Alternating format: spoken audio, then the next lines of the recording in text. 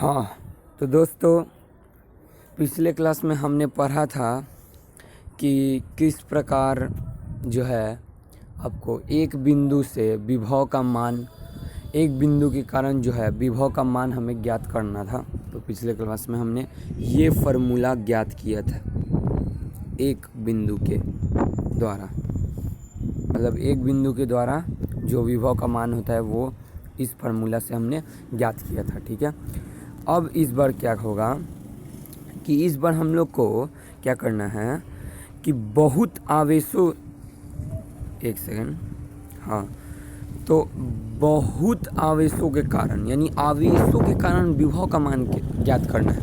मान लीजिए ये सारे बहुत आवेश हैं, ठीक है, बहुत सारे आवेश हैं, बहुत सारे।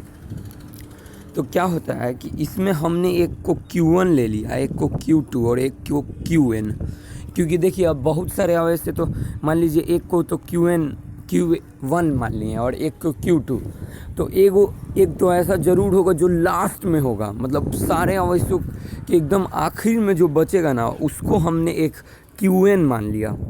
उसको हमने क्या किया कि उसको हमने Qn मान लिया, यहाँ पे दिख रहा है, तो उसको हमने Qn मान लिया यहाँ पर कुछ इस तरह से।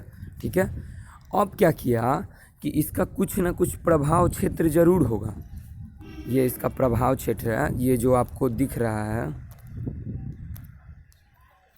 तो ये जो सर्किल बनाया है मैंने, ये इसका प्रभाव क्षेत्र है। प्रभाव क्षेत्र इन सारे आवेशों के कारण जो प्रभाव क्षेत्र लग रहा है। अब प्रभाव क्षेत्र मतलब क्या होता है? देखिए, प्रभाव क्षेत्र मतलब होता है ना कि जो आवेशों के कारण जो आपको लगता है बल, या तो विकर्षण लगता होगा या आकर्षण लगता होगा, वो जितना दूर तक लगता है ना उसे ही हम लोग प्रभाव क्षेत्र कहते हैं। तो जैसे इसका इतना ही दूर तक लग रहा है ये सारे आवेश का, तो ये प्रभाव क्षेत्र है। अब इस प्रभाव क्षेत्र में मैंने एक बिंदु रखा है, यहाँ पे ये बिंदु है, देख लीजिए, वो बिंदु का नाम मैंने रखा है P। अब उसकी दूरी देखिए, अब Qn से उसकी जो दूरी है वो R1 है, Q2 से जो है R2 है और Qn से जो है Rn है। एकदम कॉमन बात है ये। और जो हमने पिछले क्लास में पढ़ा था कि एक बिंदु से जो मान आता है वो मान को मैंने यहाँ पे रखा और इसको मैंने K में बदल दिया, यानी 1/4πε0 को ही मैं K, एक तरह से K भी लिख सकता हूँ। तो हमें नया क्या फार्मूला मिलता है कि V बराबर KQ/R एक बिंदु के लिए। तो इसका मतलब समझिए कि Q1 एक बिंदु है तो उसका R1 दूरी पर P है, Q2 एक बिंदु है तो R2 दूरी पर P है, और Qn दूरी है, Rn दूरी है और उसका P है। ठीक है, तो अब हम लोग क्या करेंगे, देखिए ध्यान दीजिए इस बात को कि अब हम लोग करेंगे, देखिए यहाँ पे दिख रहा है आपको। अब हम लोग इन तीनों का जो हमें मालूम चला है Q1, Q2 और Qn के लिए, तीनों के लिए हम लोग अलग अलग विभव निकालेंगे, क्योंकि हम लोग पढ़े हैं पिछले ही क्लास में एक बिंदु के लिए कैसे निकलता है। तो एक बिंदु के लिए हम लोग अभी दिखाएं कि एक फार्मूला था कि Q/R, तो अब V1 के लिए निकाल रहे हैं इसलिए Q1/R1 हो जाएगा।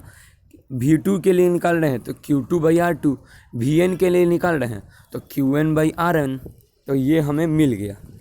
ठीक है, और जैसा कि मैंने बताया कि K का वैल्यू ही है 1/4πε0, तो यहाँ पे आपको लिखा भी है कि K का वैल्यू है 1/4πε0।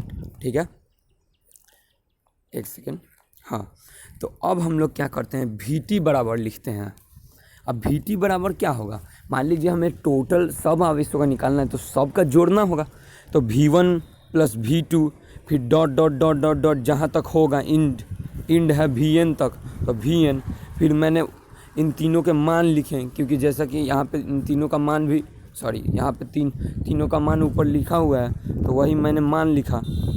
अब मान लिखा, एक सेकेंड, हाँ, तो अब मैंने यहाँ पे आपको दिख रहा होगा पूरी अच्छी तरह से कि मैंने मान लिखा। तो इन सब में आपको एक ही चीज़ कॉमन आ रहा है, वो है K। तो K को मैंने क्या किया, बाहर निकाल दिया नेक्स्ट स्टेप में। उसके बाद इन सब को जोड़ने को सिग्मा कहते हैं, तो मैंने सिग्मा का साइन दे दिया। अब देखिए यहाँ पे समझने वाली बात है, सिग्मा कहाँ से कहाँ तक का जोड़ा जा रहा है, Q1 से आपको Qn तक जोड़ा जा रहा है। तो यानी I बराबर हमने लिखा एक तरफ लिखा i बराबर 1 और एक तरफ लिखा i बराबर n, यानी i जो है 1 से n तक जा रहा है। अब और q के जगह पे q i और r i लिख दिया, इसलिए क्योंकि q1 भी है और qn भी है तो i का मान दोनों है, इसलिए हमने लिख दिया कि q1 से qn तक, और उसी तरह r1 से rn तक, इसलिए i लिख दिया क्योंकि i का मान ही 1 से n तक है। तो इसलिए सिग्मा के बाद वैसे लिख दिया। तो हमें लास्ट में क्या प्राप्त होता है कि नीचे जो ये दिख रहा है ये फार्मूला प्राप्त होता है कि वी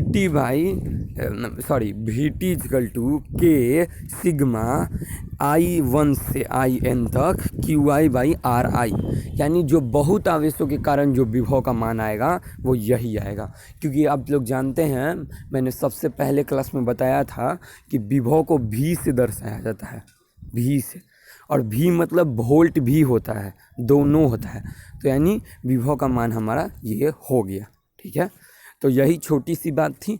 अगर नहीं समझ आएगा तो आप लोग वापस से मतलब वीडियो को रिवर्स करके फिर से देख सकते हैं, और अगर नोट करना है तो वीडियो को स्टॉप करके नोट कर लीजिएगा कि आप लोग को अच्छी तरह से समझ आ जाए। ठीक है, मिलते हैं नेक्स्ट क्लास में, बाय बाय।